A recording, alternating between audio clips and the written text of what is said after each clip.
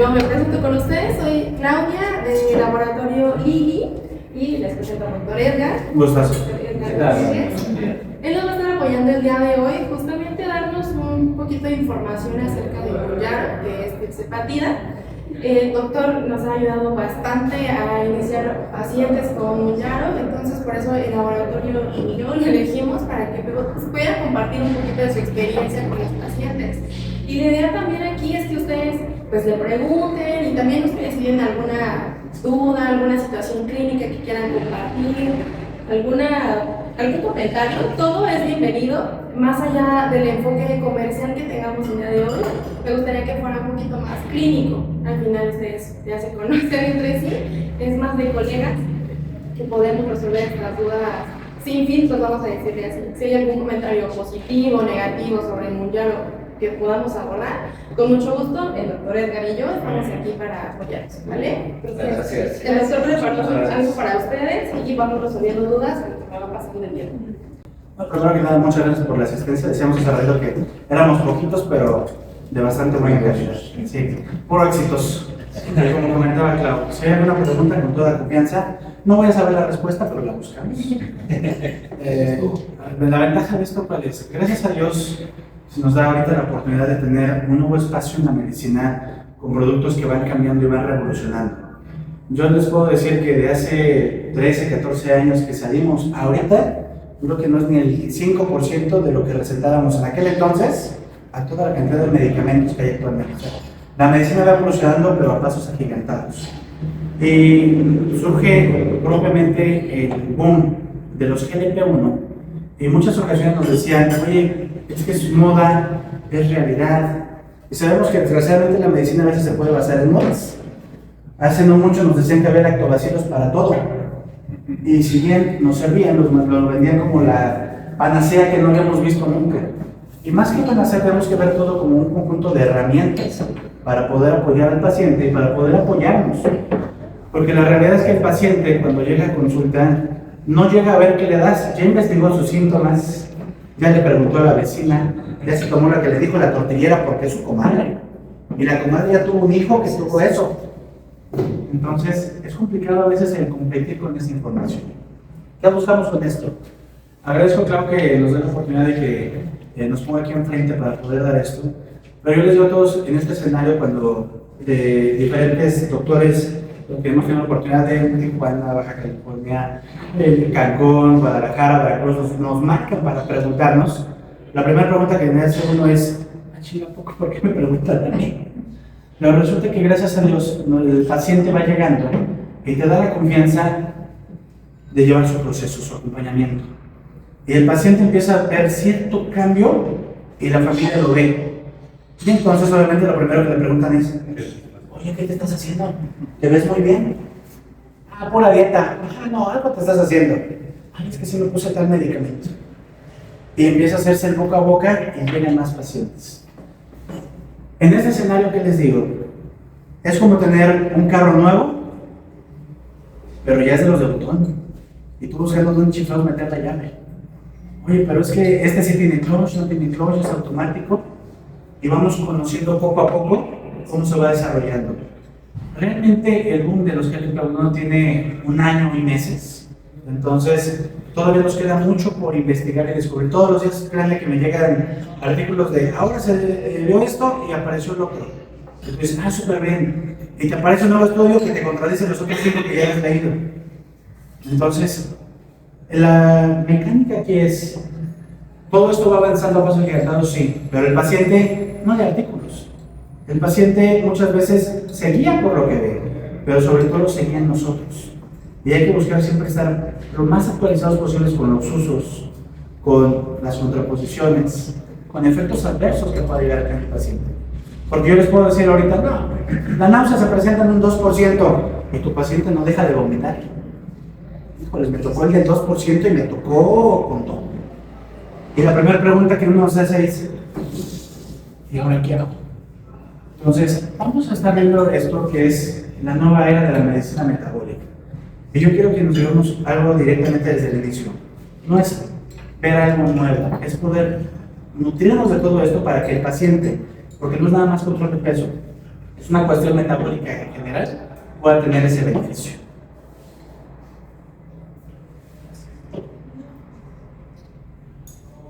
Cuando estábamos empezando el desarrollo y la evolución de la humanidad, aparecieron diversos inventos que nos hicieron avanzar, que nos hicieron crecer.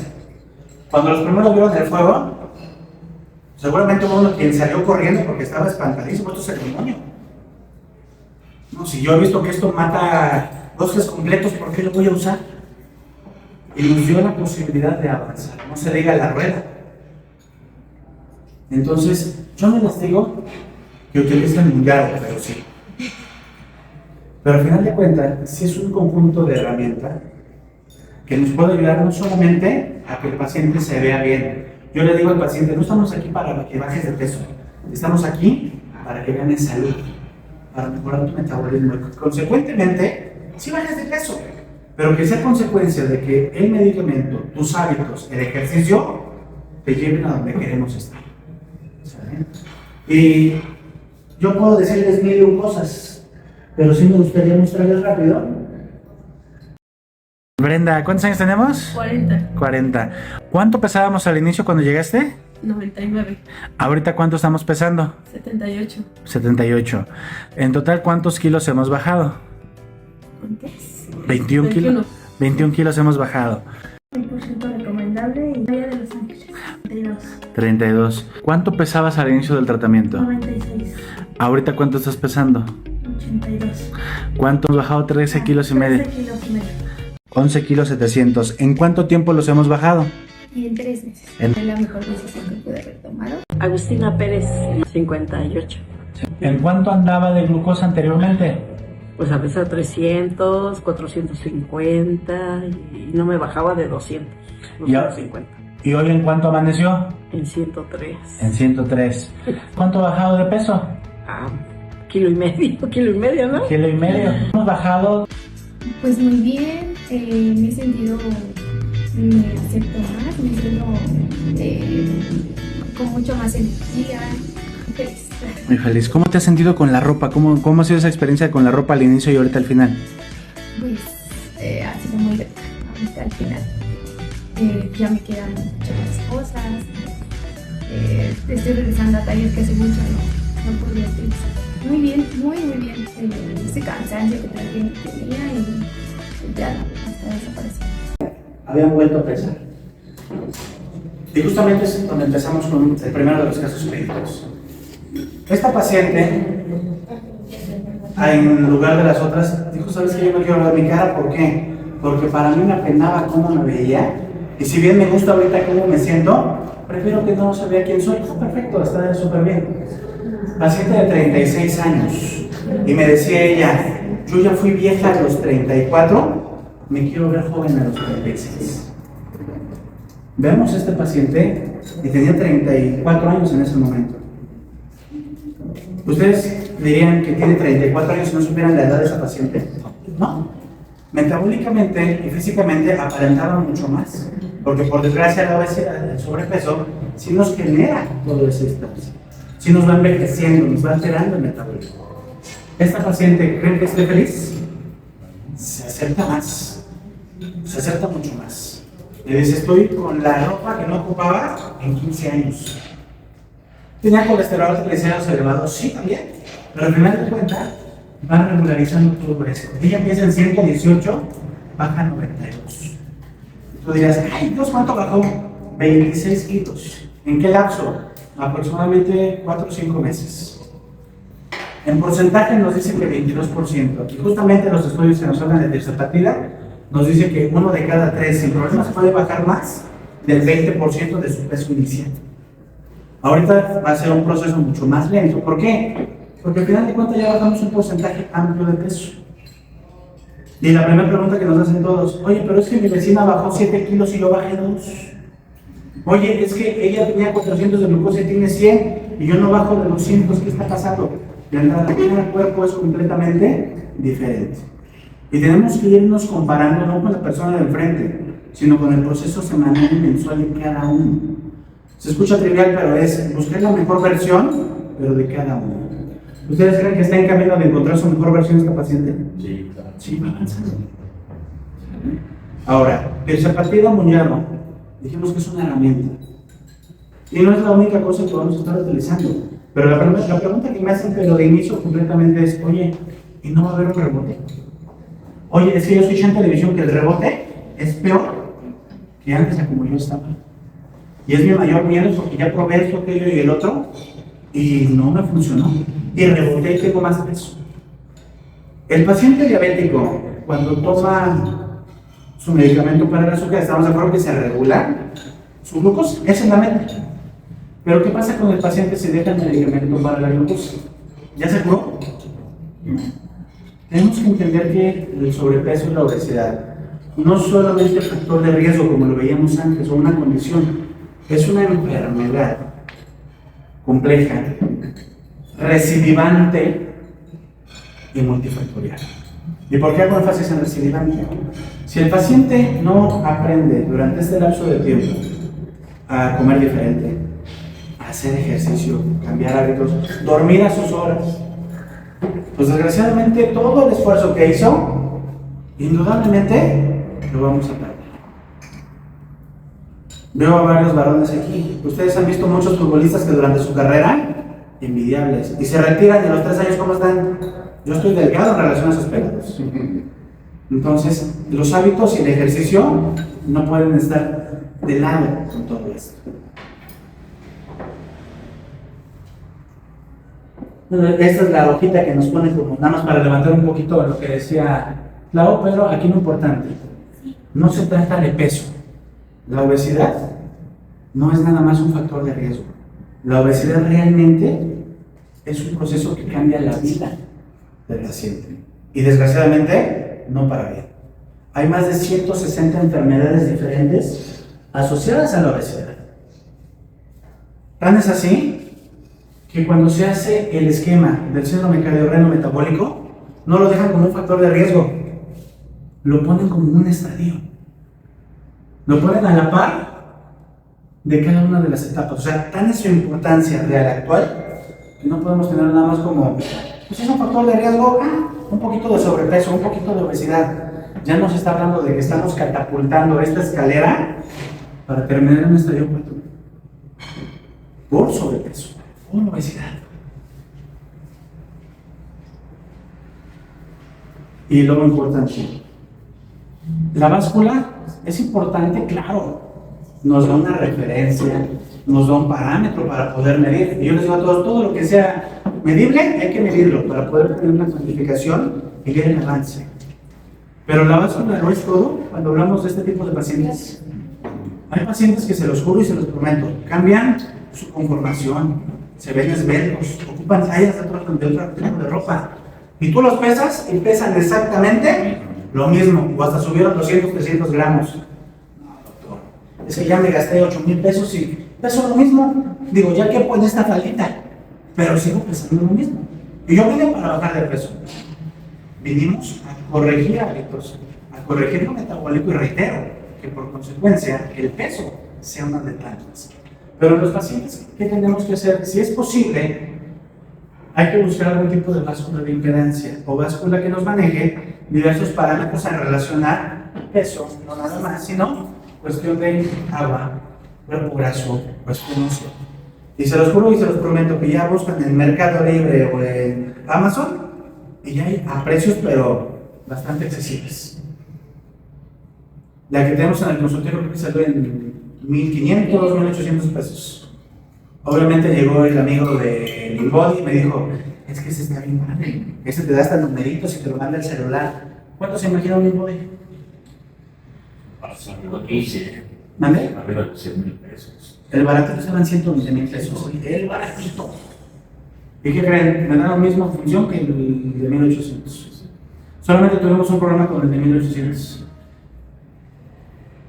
Desgraciadamente te da hasta cierto punto de peso, 160 kilos.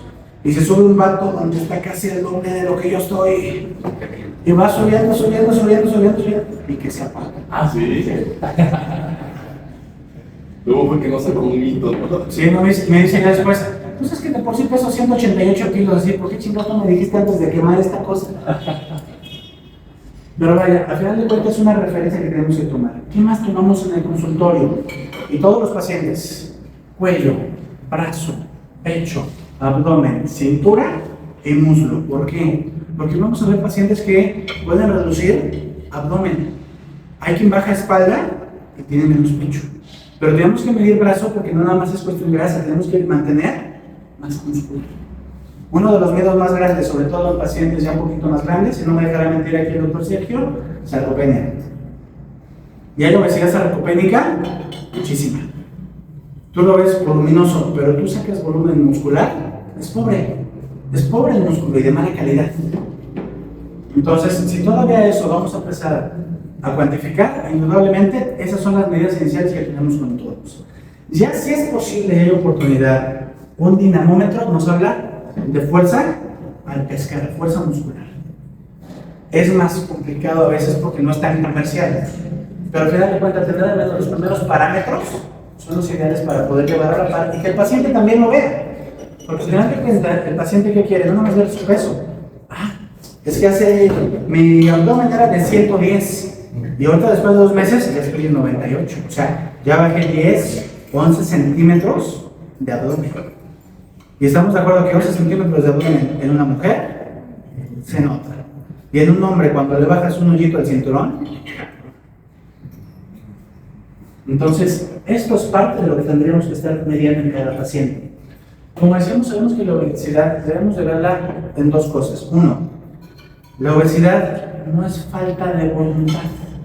La obesidad no es un deja de comer y con eso ya estás.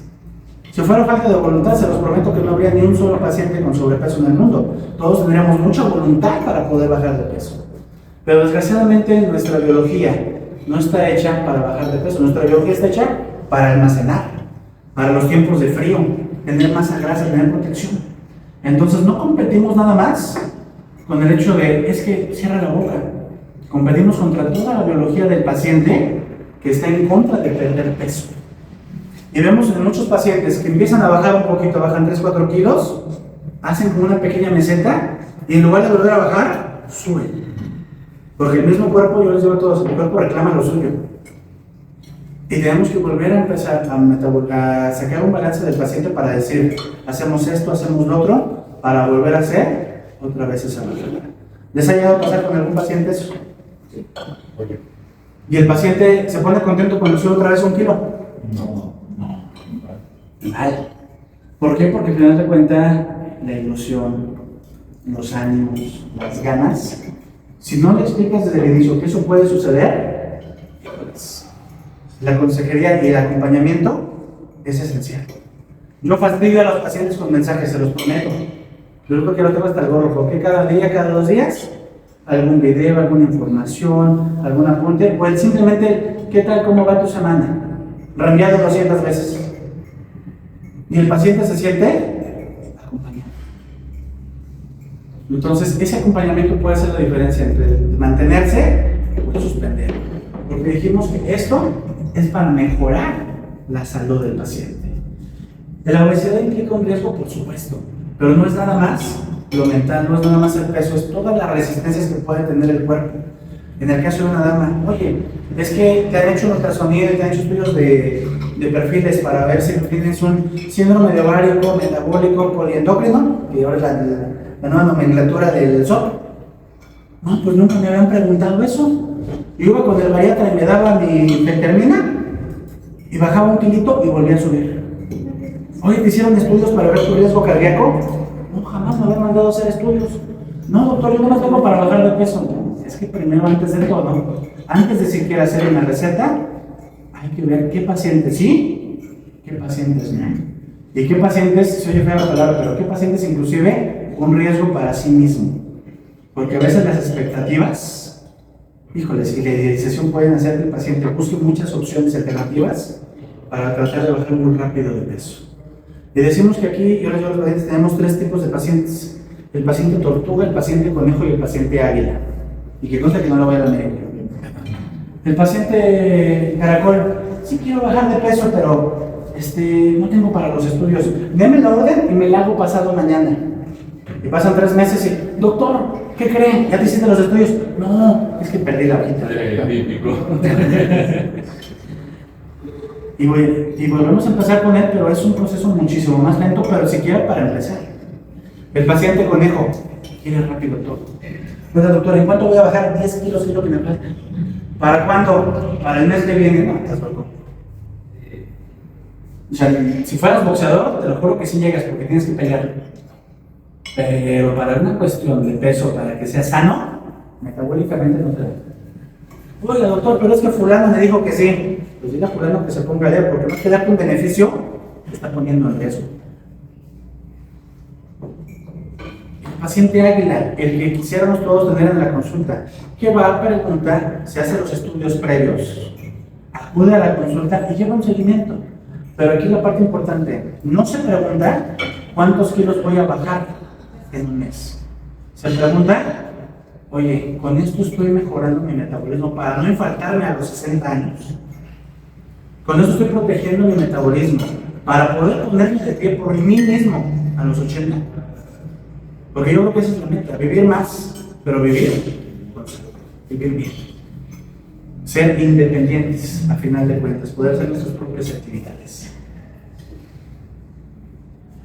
Cuando hablamos de los GLP-1, nos empiezan a decir que propiamente antes lo conocíamos como péptido inhibidor gástrico, y creo que muchos lo llegamos a conocer en su momento como tal. Y dijeron, ¿sabes qué? Por aquí puede hacer otras cosas, hay más receptores y tiene cierta función. Y entonces se viene el boom de los GLP-1, y entonces tenemos fármacos que a través de ese receptor pueden tener diferentes beneficios, como a nivel gástrico, tener una disminución en el retraso del vaciamiento, aumentar secreción pancreática, y a nivel del cerebro, desde el solo hecho del GLP-1, disminuir apetito y saciedad. Pero hablamos de que es solamente un receptor de GLP-1. Pero, ¿qué les convendría más? ¿Un receptor de un solo, un fármaco que solamente actúa en un solo receptor, o un fármaco que trabaje en más de uno? Más de uno. Yo no sé ustedes, pero si voy al cine yo no quiero nada más el refresco, quiero mis pinches palomitas. Entonces, aparece toda la cascada de GLP-1. Los GLP-1 no son nuevos. Nos venden la idea de que no, esto es muy novedoso, es demasiado nuevo. Los GLP-1 desde el 87 será el descubrimiento, pero se le da seguimiento a partir de los 2000. Y surge una cadena de fármacos que, perdónenme la palabra, pero explota el GLP-1. Y empieza a dispararse a Ozempic. Perdón por el francés, pero lo tenía que decir. Y a partir de ahí se hace muy famoso. Y el que uno se haga famoso es bueno para los demás, claro, pero no para que lo hagamos más famoso, sino para que veamos de qué me sirve, en qué me ayuda y en qué lo puedo mejorar. Y en esa cascada de avances aparece Mounjaro, que surge con un propósito: poder dar un mayor beneficio en esa escala del paciente. Porque el paciente veía antes nada más como la única opción la cirugía bariátrica para bajar más del 20% de su peso. Ay, es que me voy a hacer la manga gástrica, mana. Dicen que baja bien rápido. ¿Es barato una manga gástrica? ¿Es sencilla la evolución de un paciente después de una manga gástrica? No. ¿Es riesgosa la cirugía? Desgraciadamente, como todo procedimiento hasta sacarse una pinche muela, tiene riesgos. Cuando hablamos de los fármacos de GLP-1 y ya específicamente de tirzepatida, donde ya atraviesa este proceso de combinar el GIP dentro de, vemos que el avance de peso que teníamos con una fentermina promedio crece 5% del peso corporal. Pero si yo hago mis hábitos bien, hago ejercicio, puedo emular un 3 a un 6% del peso corporal sin fármacos. Entonces yo tendré una diferencia real usando fentermina, no mucha. Para metas, no mucho, porque hay que revisar al paciente y decir qué es lo que queremos. Un anorexigénico como Clobenzorex, bueno, me puede dar un 5 a un 8% de peso menos en 12 a 16 semanas. Pero 5 a 8% sigue siendo leve. Brincamos a la era de los GLP-1s y aparece semaglutida en diferentes presentaciones, me puede dar un 15 a un 17%. Y dicen ellos, perdóname la expresión y si lo voy a ocupar todos los demás, pero muy orgullosos de 1 de cada 5 puede llegar a un 20% de peso menos. 1 de cada 5 es el 20%. Ok, muy bien. Pero si te dijera que en estudios nos dice que en promedio puedes bajar de un 20 o 22%, cuando se lleva bien el proceso a 6 meses, ya no es 1 de cada 5. Así es. Y perdónenme lo que les voy a decir, pero para echar volados, no me gusta echar volados con el paciente. Buscamos algo que tenga la evidencia y que nos dé el avance a donde queremos llegar. Surge tirzepatida, donde no solamente es un receptor, inhibe GIP y activa GLP-1. ¿En qué me conviene la cuestión del GIP? Que a nivel cerebral va a hacer efectos para no solamente de manera fisiológica quitarme el apetito, sino también de manera fisiológica desaparecerlo paulatinamente. Y ese snooze que nos dicen en los libros de apetito, el ruidito que tenemos de despertar y si vamos con unos chilaquiles. Oye, pero ya desayunamos, unos chilaquiles. Oye, ¿ya cenaste? ¿Es un pancito?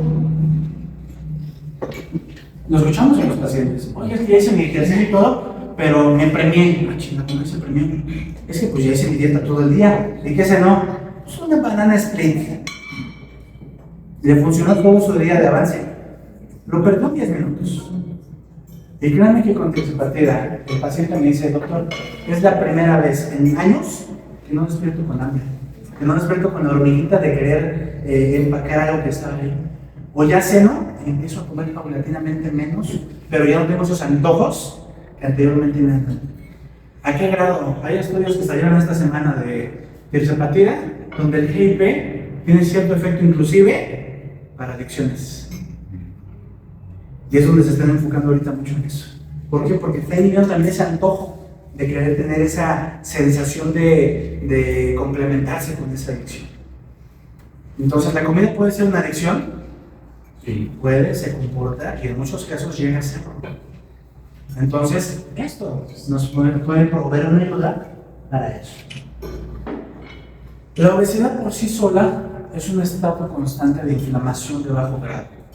Decíamos que está asociado a más de 160 diferentes tipos de patologías, pero lo manejamos como un factor de riesgo nada más, cuando realmente lo tenemos que ver como lo manejamos actualmente, como una enfermedad crónica recidivante multifactorial, en donde todo este proceso nos va a terminar desarrollando a una facilidad de daño endotelial. ¿Hay enfermedades que tienen daño endotelial? Muchísimas. Y de ahí el desencadenante para que ese cerillito prenda el cerro.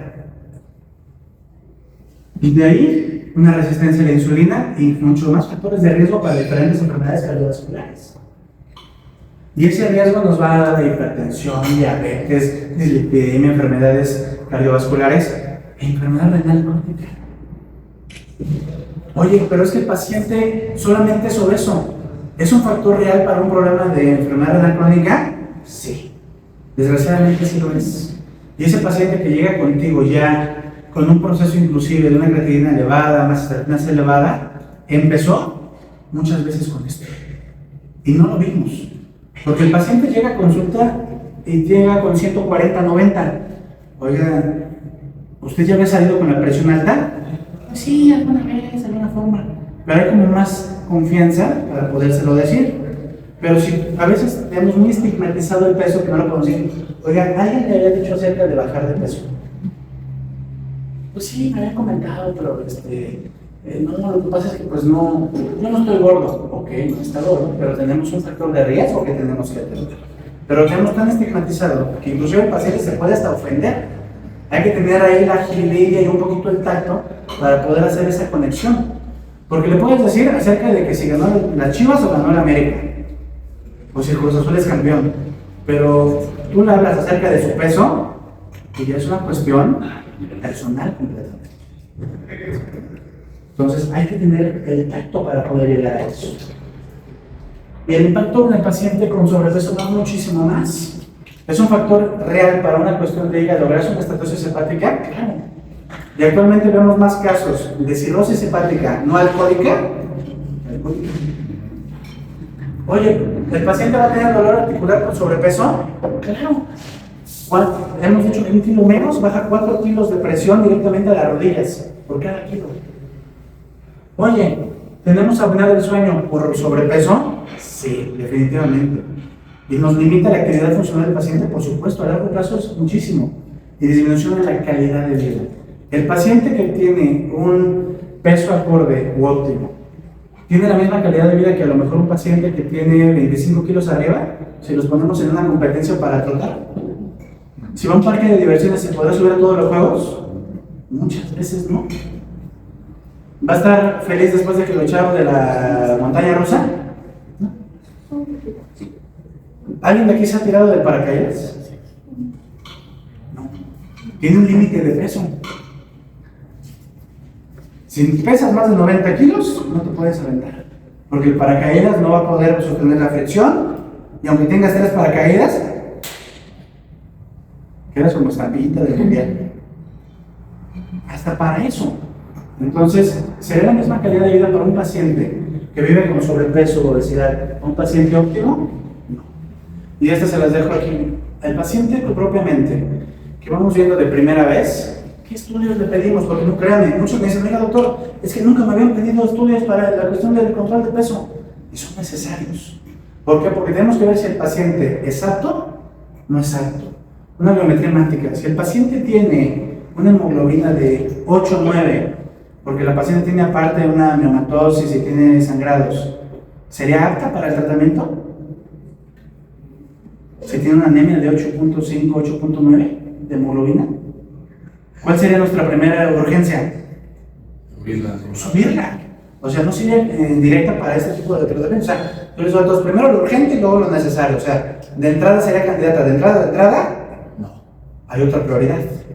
Oye, ¿la química sanguínea para qué? Tenemos que ver cómo se está tu colesterol, triglicéridos, porque parte del tratamiento con diazepatida también va a tener efectos sobre ello. Y vamos a reducir los factores de riesgo para un hígado graso. Examen general de orina, hemoglobina glicada, un índice OMA. ¿Lo habían escuchado? El índice OMA nos habla acerca de resistencia a la insulina y nos dice si el paciente tiene o no, porque muchas veces dicen, es que tiene el cuello pintado, tiene resistencia a la insulina. Ajá, pero es poquito, es mucho. Yo les digo a todos, es como la embarazada, no es que está, o está embarazada o no está embarazada, no está medio embarazada. Y si está embarazada, ¿qué tanto está embarazada? ¿Cuántos meses tiene? Acá en este cosa del índice OMA nos habla que el promedio o el valor ideal es que fuera por debajo de 2.5 para decir que el paciente no tiene una resistencia a la insulina. Pero me llegan pacientes con 6, con 8, con 12 de índice OMA, donde ya hablamos de que ese índice OMA va relacionado con insulina en ayuno, hemoglobina glucada, glucosa en ayuno y te sacan el promedio. Y arriba de 2.5 te consta que el paciente tiene resistencia a la insulina. Ya no es lo que le dijo la tortillera de la esquina, ya es por parámetros algo que tenemos que ver. Porque conforme vamos dando el tratamiento con diazepatida, ese valor también debemos de ver que va a ir disminuyendo por toda la mejora metabólica. Un perfil tiroideo. Se los prometo que todas las semanas, mínimo 4 que 5, llegan. Oye, doctor, es que vengo porque vengo por mi sobrepeso. Ok, ¿te hicieron un perfil tiroideo antes? No, es que en mi familia no hay antecedentes de problemas de tiroides. Hágaselo. Y salen con TSH en 8, en 12. La paciente tiene un proceso de hipotiroidismo y nadie lo había visto. De ahí tenemos no solamente que corregir eso, sino que tenemos que ir nada más con diazepatida. Tenemos que corregir el proceso de tiroides. Oye, un ultrasonido de abdomen completo, ¿para qué? Dijimos que todo lo que sea posible de ser medido, tenemos que tener referencia. Oye, el hígado está crecido y si tenemos datos de una estenosis hepática moderada. Ok, es un parámetro que tenemos que vigilar. En el caso de la dama antes, oye, es que nunca me van a dar solo un ultrasonido y sale con 27 folículos y dice que es un ovario poliquístico y por eso no bajaba de peso. Y nunca le habían hecho, pero para nada, un ultrasonido para ver cómo estaba eso. ¿Les suena conocida esa situación? Desgraciadamente el paciente a veces nunca se ha hecho estudios y ya cuando los tenemos a la mano encontramos demasiados factores de riesgo que no se habían visto. Ahora, y es la parte más bonita de todo y me encanta. Quisiéramos que el paciente ideal llegara así bonito, notoriado, sencillito. Doctor, tengo un 32% de índice de masa corporal, vengo a empezar con mi tratamiento. ¿Les ha llegado alguien así? Pero, ¿cuáles son los parámetros que nos dicen que tendríamos que tener el paciente ideal o nuestro target? Diríamos un paciente con un índice de masa corporal más de 30 o más de 27 con alguna enfermedad cardiovascular, se vuelve candidato para el tratamiento con tirzepatida. ¿Por qué? Porque estamos buscando como una referencia de. Pero yo les pregunto igual, ¿el índice de masa corporal es absoluto para decir que el paciente tiene obesidad o sobrepeso? No, no es suficiente. Nos marca como una buena referencia. Dijimos que si se mide, nos da como una buena referencia para llevar el seguimiento. Pero si el paciente tiene 27, alguna comorbilidad, oye, sabes que independientemente de todo, te vuelves candidato por esos factores de riesgo. ¿Qué queremos? Que llegue a los 80 años, pero llegue bien. Oye, deseos de mejorar su estilo de vida. No llega por una tos de 5 días, no llega por una diarrea de 3, llega por algo que va a cambiar su vida, va a haber un antes y un después. Tiene ese deseo de cambiar su vida. Y sobre todo metas claras y alcanzables. ¿Cuánto dijimos que podíamos bajar con tirzepatida promedio en base a estudios? Al 20. 20, 22% hasta 25%. La paciente que les enseñé decía 22% que llevaba en el proceso. Entonces, si el paciente, ya que hacemos cálculos y su meta es de un 45%, ¿será una meta real alcanzable a corto plazo?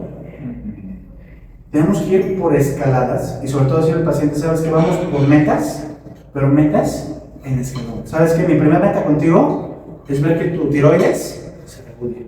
Mi primera meta contigo es que bajemos los primeros 3 kilos y veamos que vas avanzando. ¿Por qué? Porque ya probaste esto y no ha habido un cambio. Pero eso no lo hacemos con todos los bailes, vamos individualizando. Todos los pacientes son diferentes. Si todas las gripas son diferentes, no podemos decir aquí que al final de cuentas sea una receta de cocina para todos. ¿Qué comorbilidades tiene? ¿El paciente es diabético? Ok. Tirzepatida sabemos que nos va a dar también un proceso para bajar esa glucosa. Veíamos en el video que les enseñaba una pacientita que había estado en 400, 380 de glucosa. Y ya sin medicamentos, únicamente con su aplicación de tirzepatida 2.5 miligramos, estaba en 103 de glucosa. Entonces, bajó 1,5 kilos, sí, bajó 1,5 kilos en 2 meses. Pero 1,5 kilos no es la meta con ella. La meta con ella era regularizar su glucosa. Y de 400 a 103, creo que tiene un cambio. Exactamente. Entonces, lo otro, la evaluación inicial que vimos, expectativas realistas. Se decía hace rato, ver que el paciente no sea un riesgo para sí mismo. Porque inclusive en la medicina estética vemos pacientes con ya un síndrome dismórfico, que se hacen esto, se hacen aquello, se hacen lo otro, y acá llegan igual, sí. Oye, doctor, es que ya bajé 18 kilos con tal medicamento, pero quiero bajar otros 20. Hija, pero es que por índice de masa corporal, ya llegaste. O sea, ya no eres candidata como tal. ¿Por qué? Porque esto. No, es que yo quiero. Y si no me lo da usted, voy a buscar otro doctor que sí me lo dé. ¿Puede caminar? Sí, camínale para allá. ¿Sale? ¿Por qué? ¿Por qué tienen que individualizar y ver en quién sí? ¿Quién es un candidato real para este tipo de fármacos? Y, bueno, decíamos, ¿cuáles son los pacientes no ideales? Embarazo o lactancia. ¿La embarazada quiere bajar de peso? No. La que está dando pecho tal vez, porque ya que está en otro proceso de su vida, y pues a lo mejor quedó con 6, 7, 8, 10 kilos arriba. Pero al final de cuentas entender que ahí la prioridad ¿cuál es? La lactancia. Ya llegará el momento en el que hagamos el otro brinco, ¿saben? Pero la realidad es que nos dicen, es que para la lactancia no. Claro, porque hay otra prioridad biológica en ese momento. Oye, un paciente que tiene antecedentes de cáncer medular o de tiroides, ¿son candidatos? Ahí sí te digo exclusivamente, no. Oye, ¿el paciente tiene nódulos en tiroides? ¿Es candidato? Sí. Oye, ¿tiene hipotiroidismo? ¿Es candidato? Sí. Específicamente solo antecedente de cáncer medular de tiroides es el que sí no es candidato. Pancreatitis aguda, recurrente o problemas de vesícula. Y me lo han dicho muchos, no, es que ¿para qué me lo pongo si me va a hacer piedras? No, es que yo tengo antecedentes de que en su momento me dolió la vesícula, no me arriesgo. Es válido. Pero si el paciente tiene la intencionalidad de empezar el tratamiento, habrá que ver, ok, ¿te dolió la vesícula o tienes esto? ¿Hiciste algo en ese momento para que te doliera? Es que era la fiesta de mi pueblo, doc. Le daban unas piezas de pavo y un mulito, y es fiesta de 3 días. Y después me dolió el estómago. Y yo por eso ya no quiero ser candidato a esto. Ok, ahí hubo un antecedente de un alimento copioso. Ok, vamos a hacerte estudios y valoramos. Y en muchas ocasiones, de todos los pacientes solamente a uno, si no fue candidato, ¿por qué? Porque sí tienen antecedentes de pancreatitis de forma recurrente. Entonces, pero con problemas de vesícula lo han podido hacer sí. Oye, doctor, ¿tú has tenido un paciente que con uso de tirzepatida ha brincado una colecistectomía? Al momento no. Al momento no. No te digo que no pueda suceder. Te dicen que es el punto 3, el punto 5. Y lo que te decía hace rato de las náuseas. A lo mejor el paciente te toca que es el que le tocó el punto 3 o punto 5. No te voy a decir que nunca puede suceder, pero al menos los que nos ha tocado en esta hermosa zona de mesa y anexos, no. Trastornos psiquiátricos no estabilizados. Híjoles, ¿y ahí por qué? Dijimos que una necesidad es estar bien del coco. Todos estamos un poquito locos. Algunos más, algunos menos, pero somos funcionales. Pero hay pacientes con un trastorno bipolar, una cuestión limítrofe, que sí tenemos que ver, ok, ¿qué estás haciendo ahí aparte para poder decir eres paciente para este tipo de tratamientos? Pero aquí viene la otra contra. Hay pacientes que toman sertralina, ¿ganan peso? Sí, ganan peso. Muchos antidepresivos, que no es poca la depresión en el país, quien lo toma, sube de peso. Y una cosa que más le genera depresión es que también subieron de peso. Entonces, oye, ¿en ese paciente sería candidato? Claro, si el paciente está ya estable con su tratamiento antidepresivo, estamos viendo esa opción para bajar de peso, claro que es candidato, tiene todo el derecho de buscar quitar otro factor de riesgo para quitar su depresión. Porque yo te puedo decir, dígame. Trastornos gastrointestinales, ¿cuáles son? Hay pacientes que, por ejemplo, tienen ya un problema de una hernia hiatal que no está atendida, y sabemos que cuando va haciendo la evolución con tirzepatida pueden presentar muchos problemas en el cierre del esfínter, eructo, acidez, gastritis, que en la gran mayoría de los casos son leves, pero si el paciente ya tiene un problema de hiato, ya sufre, y agregamos esto y es aumentar ese factor de riesgo. Entonces, me ha tocado 2, 3 pacientes que tenían ya antecedente con endoscopía y no fueron candidatos justamente por eso, porque desgraciadamente vamos a aumentar más ahí el problema que ya tenían de base. Y consumo excesivo de alcohol o drogas. Tengo una paciente, hija de mi vida, no es temporocha porque ya no le venden su temporocho, pero le gusta. Y le gusta porque no digo que le fascina, o sea, cada 8 días la botella ya son 1. ¿Esta paciente sería candidata a esto? No. Tenemos que primero entender que obviamente ahí decíamos lo urgente es atender esa cuestión de consumo alcohólico, consumo de otras cosas, antes de empezar con esto. Entonces, reitero, eso sería donde tenemos que tener mucho más cuidado o completamente irnos pausados para esa situación. Ahora, yo les digo a todos, ¿cómo tener un inicio exitoso? El solo hecho de que el paciente ya llegó a consulta, yo les digo a ellos, ya es un paciente exitoso. ¿Por qué? Porque muchas pacientes, muchas personas, ni siquiera toman el valor de llegar a la consulta. No lo hacen. Por estigma, por cuestión económica, por miedo, por 1000 cosas. Ya llegó a consulta, se vuelve el paciente exitoso. Pero ahora, ¿cómo vamos dando el acompañamiento? El ajuste progresivo, y aquí Claudia me va a jalar las orejas. Lo ideal, sí nos dice el esquema que 2.5 y de ahí al mes subimos a 5. Y de ahí al mes subimos a 7.5. Luego a 10 y ya hay plumas de 12.5 y llegaron las plumas de 15. Chisme del día, y hay plumas de 12.5 y de 15. Pero cada paciente es completamente diferente. Yo les digo a los pacientes, este esquema que te estoy enseñando es una cuestión, sí, ideal, pero más que otra cosa recomendativa. Cada paciente va a llevar su propia escalera. ¿Es seguro? Sí, claro. Por eso llegaron a dosis inclusive de 15. Los estudios grandes a 70 semanas son a 15. Pero el paciente que lleva un proceso y que con 5 es buen respondedor, a lo mejor lo mantenemos en 5, 1, 2, 3 meses antes de subir a 7.5. Oye, ¿has tenido pacientes que con 2.5 no bajen nada? Sí. 2.5 quiero que entendamos una cosa. Es una dosis de adaptación, de arranque. Para que el paciente no sienta el trancazo de 5 y no se desanima y ya no quiere. ¿Va a haber efectos con 2.5? Claro. Hay pacientes que son muy buenos respondedores. y que bajan 8 kilos el primer mes con 2.5. Y tú le dices, ¿sabes qué? Esperamos otro mesecito, porque si te subo a 5, si eres muy buen respondedor, no sabemos a qué tanto vaya a ser, hasta un riesgo, reitero, para él. ¿Por qué tanto está bajando tan rápido? ¿Tú sabes qué? Nos quedamos otro mes con 2.5. Ay, ahora sí nada más bajé 3 kilos. Pues momento, y ahora sí, escalamos. Pero cada paciente es completamente diferente. Les enseñaba a la paciente que controló su glucosa, ella está con dosis de 2.5. Y me dice ella, oye, si me subo a 5, ahora después me dice, una semanita.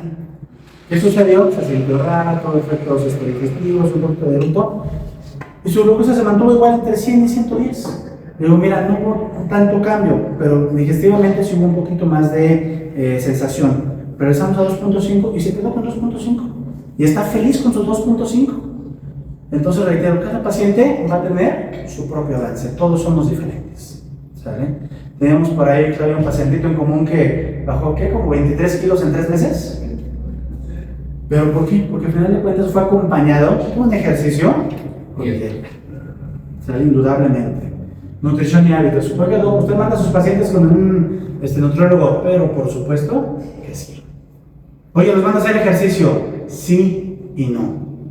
Si el paciente nunca ha hecho ejercicio y tiene un índice de masa alto, se va a tronar las rodillas y se va a tronar la cadera o se va a lastimar la columna. Primeros 15-20 días, caminar. Necesito que tú hagas al menos de 15 a 20 minutos constantes de caminata para empezar a hacer condición. Oye, ya empecé a bajar y ya hago mis 20 minutos de corrido. Perfecto, ahora sí, lo mandamos a hacer ejercicio.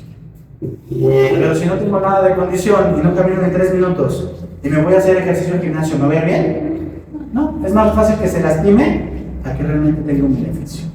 Y un seguimiento. Les decía que el paciente lo vamos citando, aunque sea 5 o 10 minutos para ver cómo se pone la aplicación, una vez a la semana. Si el paciente no puede hacer eso, gracias a Dios y benditas redes sociales, existe el WhatsApp. Doctor, foto de mi jeringa. Ya me puse la aplicación esta semana. Perfecto. Oye, doctor, ¿sabe qué? Es que yo quiero ir y que usted me la ponga. Perfecto, ¿me cobran? No te cobro nada, bien y te la pongo. ¿Cuánto tiempo te tardas en poner el medicamento? 4 minutos. Y eso porque tienes que exprimir la torunda, si no te tardas menos. Pero el paciente se siente acompañado. Ahora, yo les digo a todos, y esta frase espero que si te van a llevar algo que sea esto. No es que me digas perro, es la perra forma en que me dices. ¿Por qué lo digo de esta manera? El paciente ya llega incómodo, llega molesto, llega, perdóname la palabra, pero deprimido por su situación.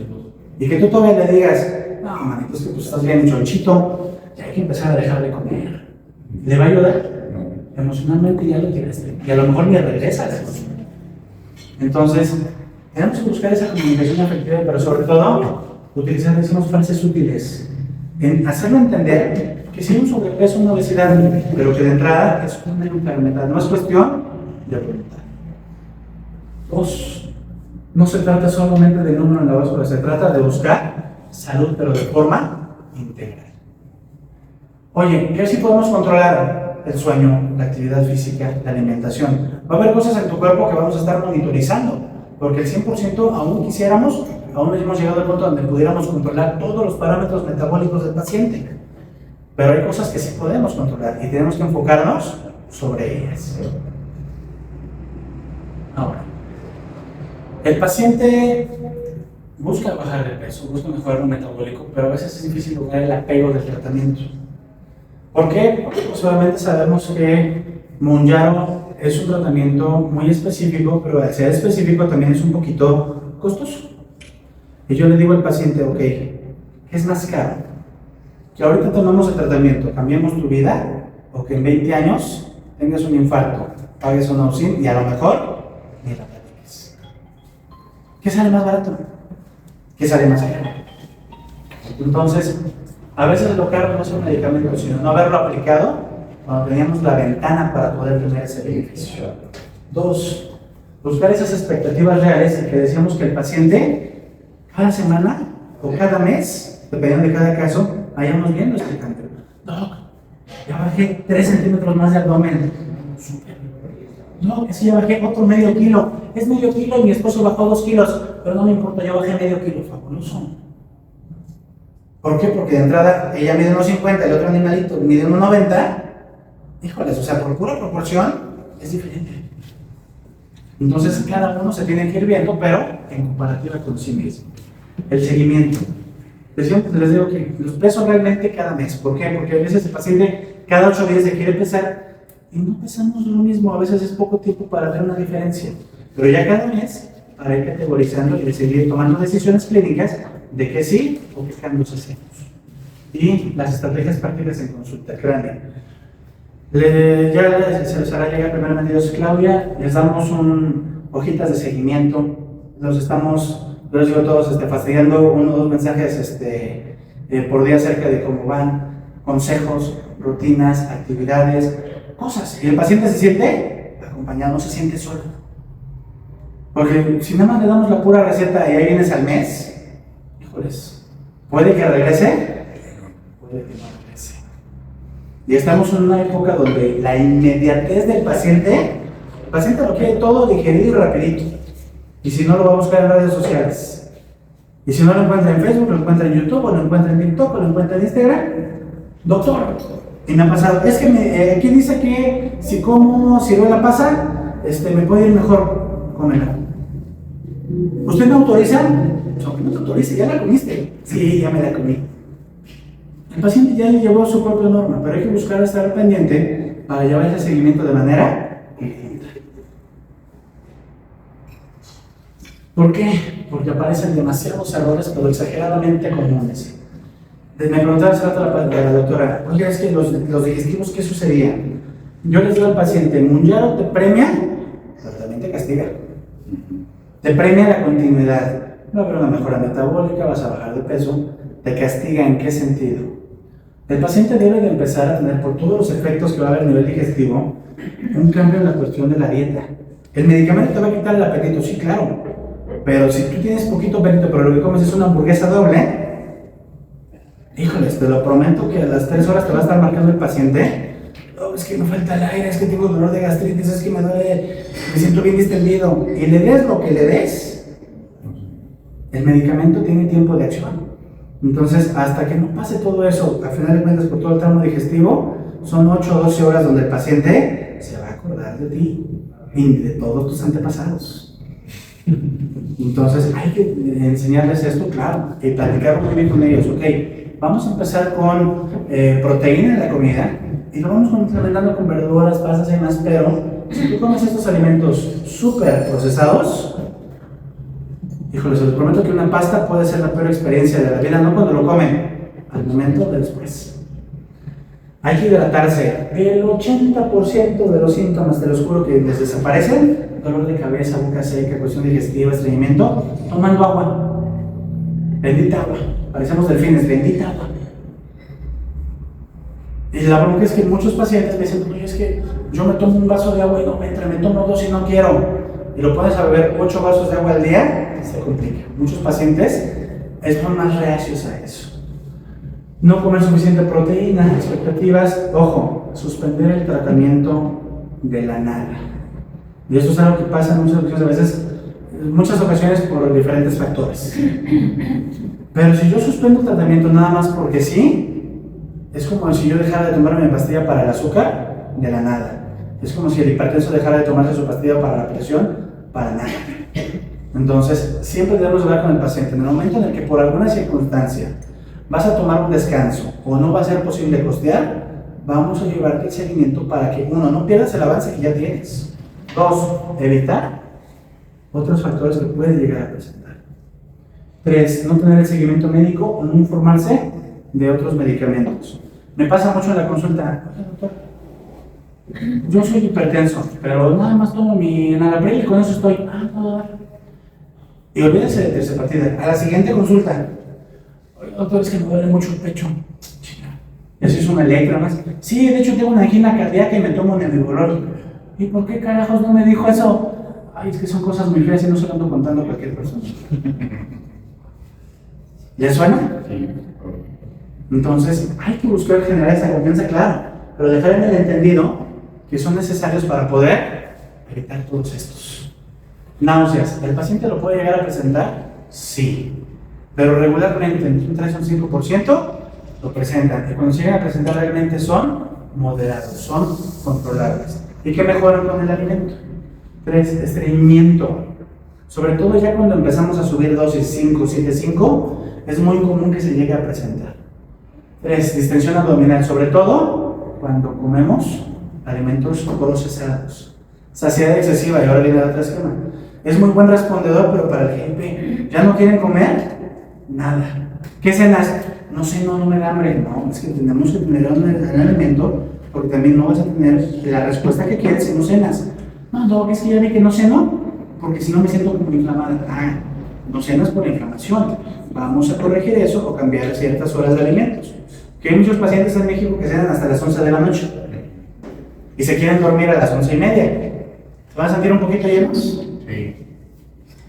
Y la cuestión del reflujo que platicábamos. Es muy común, sobre todo 5, 7, 5, 10, esa cuestión del eructo constante. Me dicen, es que me sabe como a huevo, me sabe como si hubiera a cloro o amonio, y es muy incómodo. Hay que enseñarles que va a ser un proceso que va a cambiar y que va a ser siempre de más a menos. Sobre todo el día de la aplicación o el día siguiente es cuando más se puede llegar a presentar, pero paulatinamente se va yendo. Y una pregunta muy común, oiga, y entonces en base a esto, ¿cuál es el día más fácil o el mejor para que yo me aplique mi tirzepatida? Y yo les digo, ok, primera respuesta, el día que te acomode, respuesta fácil. Respuesta real, martes, miércoles, jueves. ¿Por qué? Dijimos que el fármaco va a tener un efecto máximo, sobre todo para bloquear el apetito y los antojos, que se presentan entre el tercero y cuarto día. Si yo me la pongo un miércoles, ¿qué días son los que estoy cubriendo para los antojos? Sábado y domingo, que son los días en que más fácil a lo mejor puede entrar esto. Entonces, si yo me lo pongo martes, miércoles, jueves, justo voy a estar llegando al momento donde los alimentos están a mayor disposición. Entonces, esa es la primera. La segunda, oye, ¿y en qué momento del día? Dijimos que tiene efectos sobre glucosa, glucagón y demás. ¿En qué momento? En cuál puede ser desayuno o comida, pero justo después, preferentemente, de haber hecho el desayuno o la comida. Y créanme que con eso muchos de los pacientes que a lo mejor al inicio sentían como cansancio, como boca seca, como tensión, ya no lo llegan a presentar. ¿Sabe?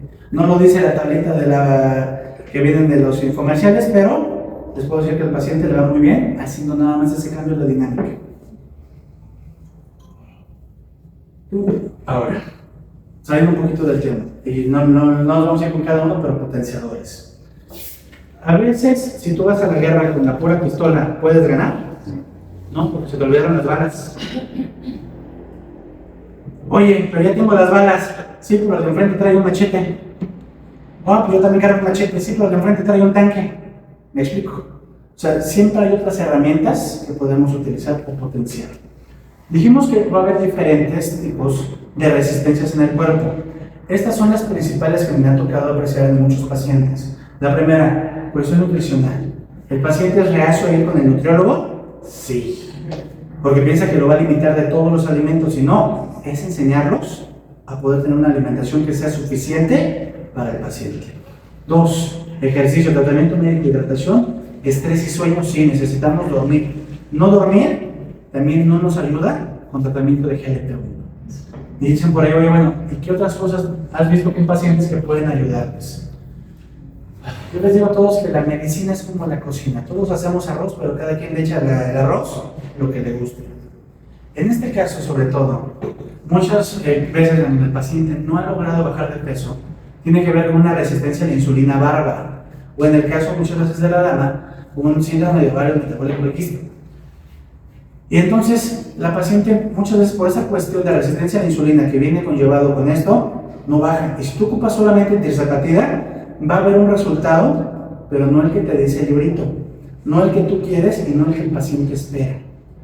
Esta sí se las dejo totalmente a tono personal. ¿Qué me ha ayudado con estos pacientes? 1, inositoria. La marca que quieran.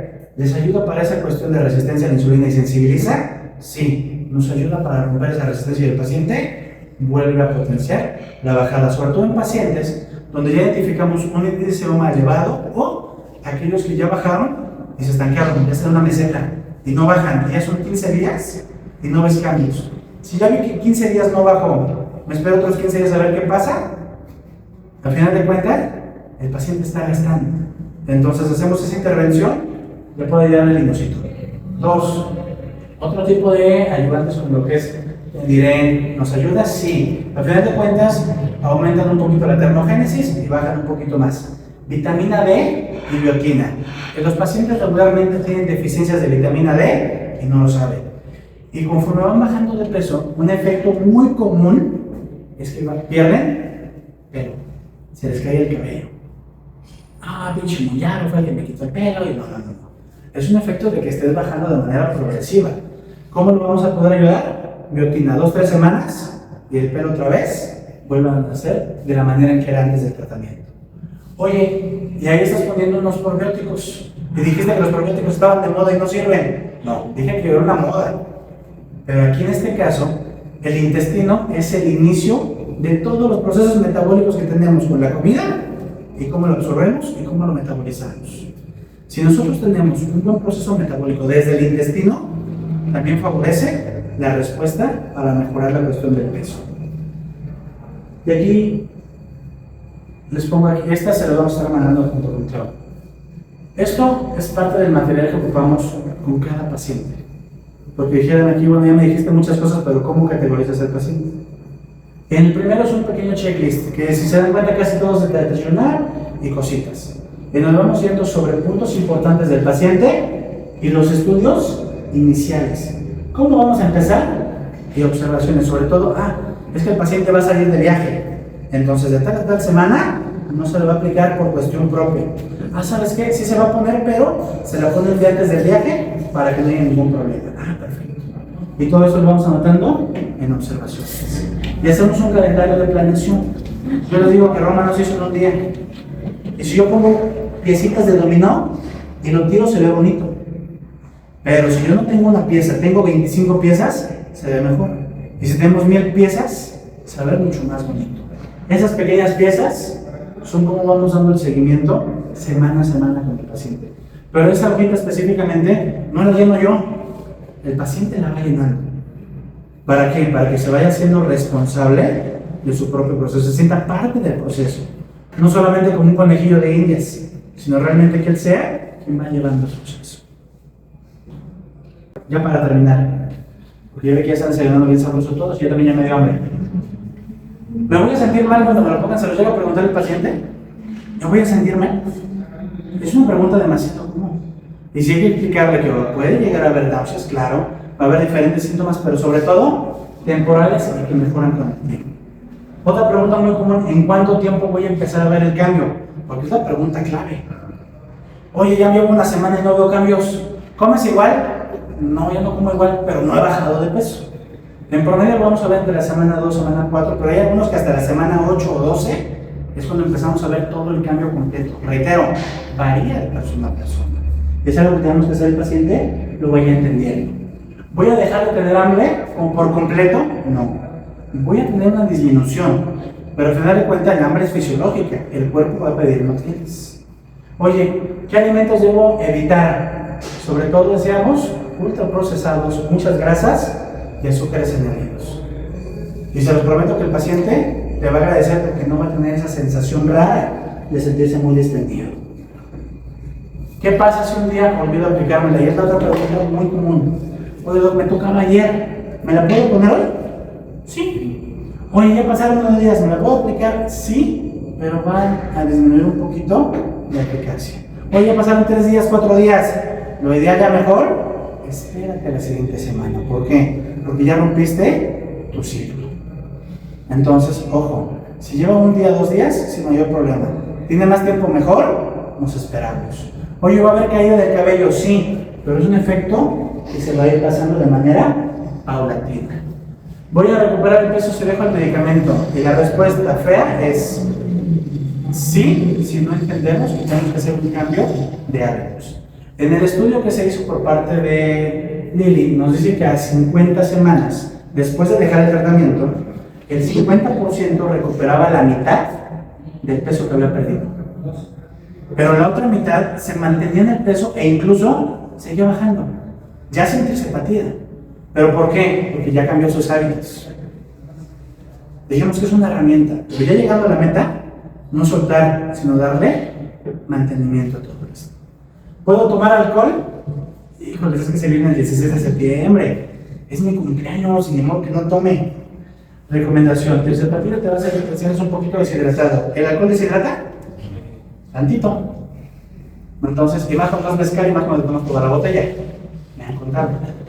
Entonces, lo ideal, yo les digo al paciente: no, guiño, guiño. Máximo 1 o 2 copas, o una cerveza, para poder estar en el ambiente. ¿El mexicano toma? Sí. El mexicano te pregunta: ¿se puede tomar o se puede echar parte? Para lo segundo, pues claro que sí. Para lo primero, como dijera el comercial, todo con medida. Y por último, ¿por qué tengo náuseas y gases? A final de cuentas dijimos que va a haber un efecto en el retraso de la actividad gástrica y la actividad digestiva en el intestino. Pero son efectos secundarios comunes que, reitero, van a ir pasando poco a poco. ¿Y necesito hacer dieta y ejercicio o solo con la pura inyección? Porque los hay, ¿eh? Yo no quiero hacer ejercicio, quiero que con la pura pluma me bajen de peso. Va a haber un beneficio, claro, pero si no lo acompaño de todo lo demás, es como tener un rompecabezas y te faltan piezas. ¿Saben? Entonces, con esto último termino la presentación y quiero decirles gracias por estar, pero sobre todo, gracias por darle a esos pacientes el seguimiento de atención que tienen, porque el que estén aquí ya nos dice que le dan lo mejor a esos pacientes. Y darle de mi parte gracias a todos ustedes.